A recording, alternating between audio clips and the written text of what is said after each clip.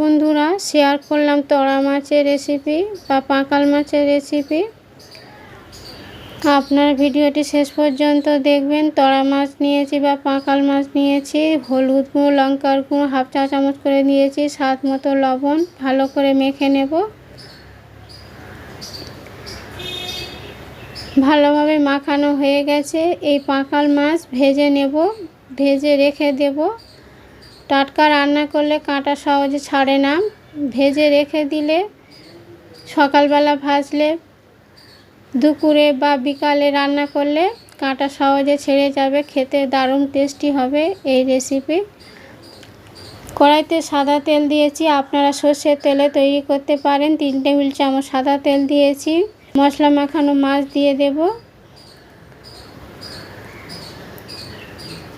উল্টে পাল্টে নাড়াচাড়া করে ভেজে নিতে হবে। লো টু মিডিয়াম ফ্লেমে 5 মিনিট ভেজে নিয়েছি। ভাজা হয়ে গেছে, তুলে নেব। ওভেনে প্রেসার কুকার বসিয়ে দিয়েছি। 2টি বড় সাইজের আলু ডুমো শেপে কেটে পরিষ্কার করে ধুয়ে নিয়েছি। জল সমেত দিয়ে দিলাম। ভাজা মাছ দিলাম। লো টু মিডিয়াম ফ্লেমে 1টি সিটি দিয়ে সিদ্ধ করে নেব। কড়াইতে সাদা তেল দিয়েছি। 4 টেবিল চামচ কাঁচা লঙ্কা 3টি দিয়েছি। হাফ চা চামচ গোটা জিরা দিলাম। 4টি রসুন, 1টি পেঁয়াজ, 1 ইঞ্চি আদা পেস্ট করে নিয়েছি, দিয়ে দিলাম। স্বাদ মতো লবণ। লো টু মিডিয়াম ফ্লেমে 3 মিনিট কষিয়ে নিয়েছি। তারপর 1টি টমেটো পিউরি করে দিয়ে দিলাম। টমেটো পিউরি দিয়ে লো টু মিডিয়াম ফ্লেমে 3 মিনিট কষিয়ে নিয়েছি। সামান্য জল দিয়ে আরও 2 মিনিট কষিয়ে নিলাম। মশলা থেকে তেল ছেড়ে দিয়েছে। কাশ্মীরি লঙ্কার গুঁড়ো 1 চা চামচ, লঙ্কার গুঁড়ো সামান্য পরিমাণ, হলুদ গুঁড়ো 1 চা চামচ, জিরা ধনের গুঁড়ো 1 টেবিল চামচ দিয়ে নাড়াচাড়া করে কষিয়ে নিয়েছি।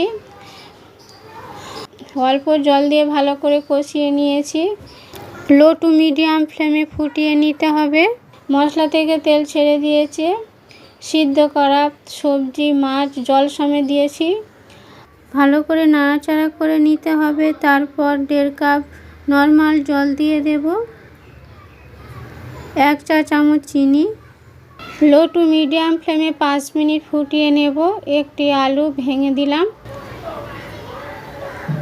তৈরি হয়ে গেছে, নামিয়ে নেব। গরম ভাতের সাথে পরিবেশন করতে হবে। ভালো লাগলে লাইক, শেয়ার, কমেন্ট করবেন। নতুন বন্ধুরা সাবস্ক্রাইব করবেন। বেল আইকনটি প্রেস করে দেবেন। আমার ভিডিও আপনাদের কাছে আগে পৌঁছে যাবে। ভালো থাকবেন। নমস্কার।